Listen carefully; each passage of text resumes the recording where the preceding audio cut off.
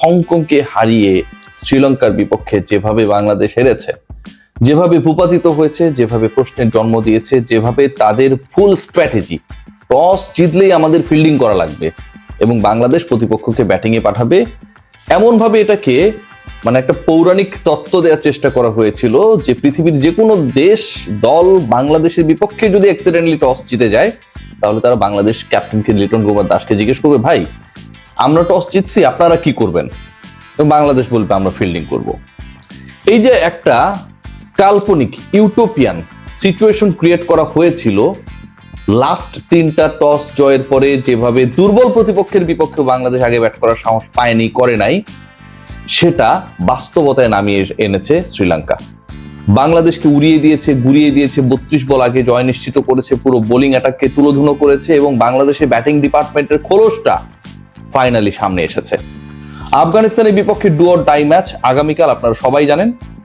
এই ম্যাচে বাংলাদেশকে জিততেই হবে, মানে একদমই জিততে হবে, এর ডানে বামে কোনো আলোচনা হবে না। এবং সেই ম্যাচের আগে অনেকগুলো প্রশ্ন রয়েছে, অনেকগুলো প্রশ্নের উত্তর খোঁজার চেষ্টা করছে বাংলাদেশ। এক এক করে সেই প্রশ্নগুলোর উত্তর খোঁজার চেষ্টা, সেই আলোচনাটা আপনাদের সামনে করতে চাই। 1 নাম্বার হচ্ছে 11-এ কতগুলো পরিবর্তন আসতে পারে। নাম্বার 4-এ যে পজিশনটা রয়েছে তাওহিদ হৃদয়, যেখানে তিনি হ্যাটট্রিক ম্যাচে বিলো 100 স্ট্রাইক রেটে আউট হয়েছেন। 100 কম স্ট্রাইক রেটে আপনি আউট হতেই পারেন বা আপনার ইনিংসটা শেষ করতেই পারেন, সিচুয়েশন ডিমান্ড হলে সেটা হতে পারে। বাট বাংলাদেশ দলের সবচেয়ে এই মুহূর্তে আনপারফর্মার, নন পারফর্মার, চাপ ক্রিয়েটকারী ব্যাটার হচ্ছে তাওহিদ হৃদয়। নিজের উপর প্রেশার তিনি নিয়েছেন। বাংলাদেশ দলের 11-এ তার থাকা নিয়ে এই এশিয়া কাপে শুরু থেকেই যখন প্রশ্ন উঠেছিল, ইভেন নেদারল্যান্ডস সিরিজ যখন চলছিল তখনও যে প্রশ্নটা উঠেছিল, সেই প্রশ্নের ফাইনালি একটা সমাধান হতে যাচ্ছে। যতটুকু শোনা গেছে পরের ম্যাচটায় বাংলাদেশের বাঁচা মরার লড়াইয়ে তাওহিদ হৃদয়কে ছাড়াই 11 গড়া হবে এবং সেই জায়গাটায় কে খেলবেন সেটা আপনারা সবাই জানেন কম বেশি, সাইফ হাসান। নাম্বার 4-এ একটা বড় পরিবর্তন আসছে, এটা নিয়ে কোনো ডাউট নেই। পেস ডিপার্টমেন্টে তাসকিন আহমেদের সবশেষ পারফরম্যান্স গুলো যদি আপনারা দেখেন, খেয়াল করে দেখুন, নেদারল্যান্ডসের বিপক্ষে 2 ম্যাচ খেলেছিলেন তাসকিন। সেই 2 ম্যাচে তাসকিনের শিকার ছিল 6 উইকেট, একটা ম্যান অফ দ্য ম্যাচ হয়েছিলেন। তার আগের সিরিজে আমরা দেখেছিলাম তাসকিন আহমেদ সেখানটাও 3 উইকেট নিয়েছিলেন। এবং এবারের এশিয়া কাপের প্রথম ম্যাচে হি ওয়াজ বিট কস্টলি, বাট প্রথম ম্যাচটায় 2 উইকেট নিয়েছিলেন।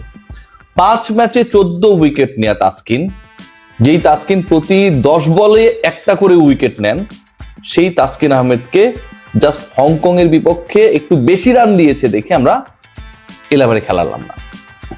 খেয়াল করে দেখুন, তাওহিদ হৃদয়কে আমরা খেলিয়েই যাচ্ছি। একসময় নাজমুল হোসেন শান্তকে আমরা ক্যারি করেই যেতাম অফ ফর্মের পরেও, ম্যাচের পর ম্যাচে খারাপ করার পরেও।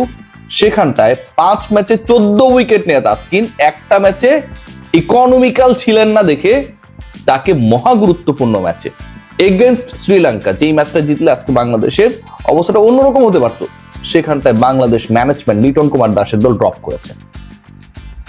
তাসকিন আহমেদকে ড্রপ করার খেসারত বাংলাদেশ দিয়েছে। বাংলাদেশের বোলিং অ্যাটাকটা কেমন ছিল সেটা আপনারা সবাই জানেন। সো তাসকিন ব্যাক করবে কি করবে না সেই উত্তর মেলানোরও সময় চলে এসেছে এবং যতটুকু ভাবা হচ্ছে, যতটুকু মনে করা হচ্ছে, Taskin is going to be the part of the 11 again after the Hong Kong match. So Taskin Ahmed 11-এ ফিরবেন বলেই আলোচনা। তাওহিদ হৃদয়ের ক্ষেত্রে তিনি বাদ পড়বেন এটা মোটামুটি ফিক্সড। যেমন তাসকিনকে খেলালে তিনি কার পরিবর্তে খেলবেন সেটা নিয়ে কিছুটা আলোচনা রয়েছে। মুস্তাফিজ তো খেলবেনই, শরীফুলকে ড্রপ করা হবে নাকি তানজিম সাকিব? তানজিম সাকিব কিন্তু প্রথম 2 ম্যাচে দুটাতেই ভালো করেছে। সো এই জায়গাটা নিয়ে বিভ্রান্তি রয়েছে, কিন্তু টিম ম্যানেজমেন্ট তাসকিনকে লাস্ট ম্যাচে খেলাতে চায়। What about Nasum Ahmed? শুরু থেকে আলোচনা রয়েছে নাসুম আহমেদকে খেলানো উচিত। আবুধাবি ট্রিকি ট্র্যাকে নাসুম আহমেদ কার্যকর হতে পারেন, কিন্তু নাসুম আহমেদকে দুঃখিত আবারও ঠান্ডা লেগেছে, কি করবো বলেন। নাসুম আহমেদকে খেলানো নিয়ে টিম ম্যানেজমেন্টের বড়ই অনীহা। শাক মাহাদি এখন পর্যন্ত কার্যকর হতে পারেননি। প্রথম 2 ম্যাচ খেলেছেন, যেই ধরনের পারফরমেন্স ওই মিরপুরের ধান ক্ষেত্রে তিনি করেন, প্রতিপক্ষকে উড়িয়ে গুড়িয়ে দেন, চাপে ফেলেন, ইকোনমিক্যাল থাকেন, মেইডেন নেন, সেই শাক মাহিদিকে আমরা যেভাবে দেখেছি বোলিং এ নির্বিষ, ব্যাটিং এ ফালতু এবং ক্যাচিং এ যাচ্ছে তাই। খেয়াল করে দেখুন, বাংলাদেশের ম্যাচটা যেভাবে বাংলাদেশ হারতে পারতো, আরো জঘন্যভাবে হারানোর ক্ষেত্রে শাক মাহাদির ওই ক্যাচিং এবং একই সাথে নাম্বার 5-এ তাকে মানে মেহেদী হাসান মিরাজের রিপ্লেসমেন্ট বাবা হয় শাক মেহেদীকে। যেই ধরনের ব্যাটিং করেছেন, মানে হাসারাঙ্গা বল করছেন, তিনি আপনার রং ওয়ান করবেন, এই টাইপের বল আসবে এবং এটা খুবই স্বাভাবিক। কোনো চিন্তা ভাবনা ছাড়া ব্যাটটা চালাই দিলেন, ব্যাট বলের মধ্যে কোনো ধরনের সংযোগ, সম্পর্ক, রিলেশনশিপ নাই, এলবিডব্লিউ। সো